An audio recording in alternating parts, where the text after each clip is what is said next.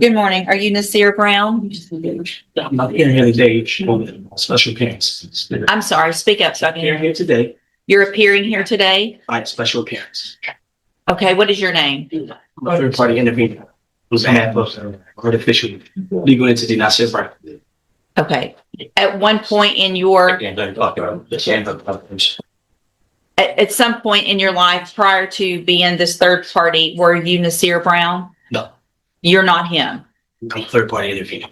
So here's the thing. If you don't tell me your name, I'm going to put you in custody for not cooperating this morning. I'm not going to, hold on. I understand what you're doing and what you're trying to do. It's not going to help you a single bit in court to try to play these games. That's relative. So are you Nasir Lewis Brown, or have you been him at some point in your life or not? Yes. Okay.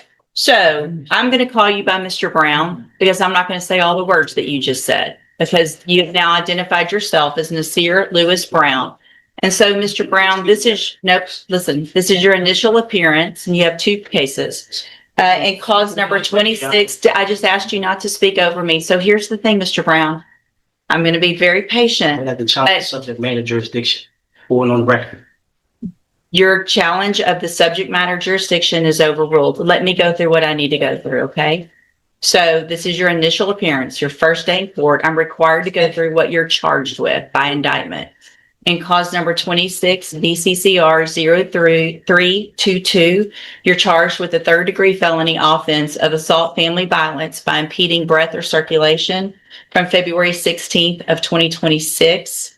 And then in cause number 26, DCCR 0323,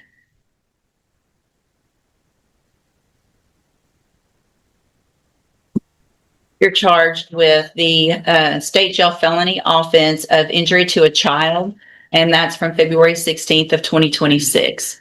And so since you have made bond and got out of jail on your cases, have you had an opportunity to try to hire a lawyer? It's been upset. Speak up so I can. Up and down.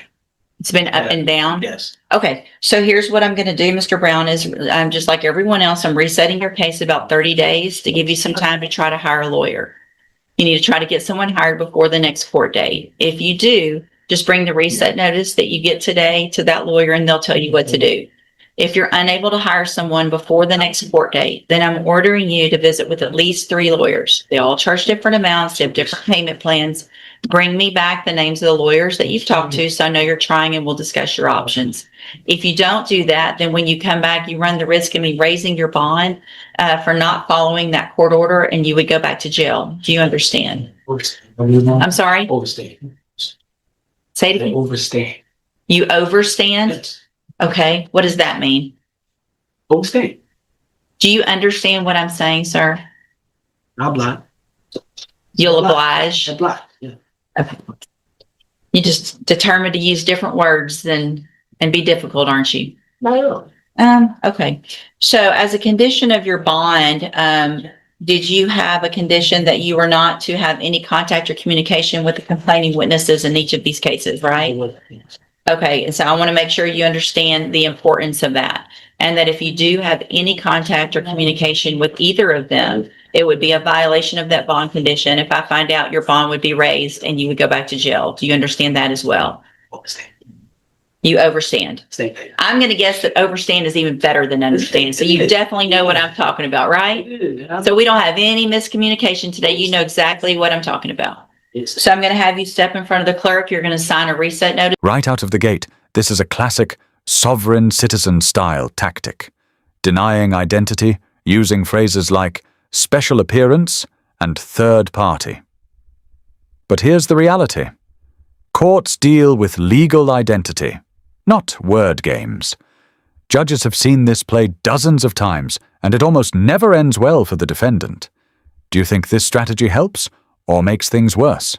So you know when to be back in court and take care of those things before the next court date. All right, step in front of the clerk.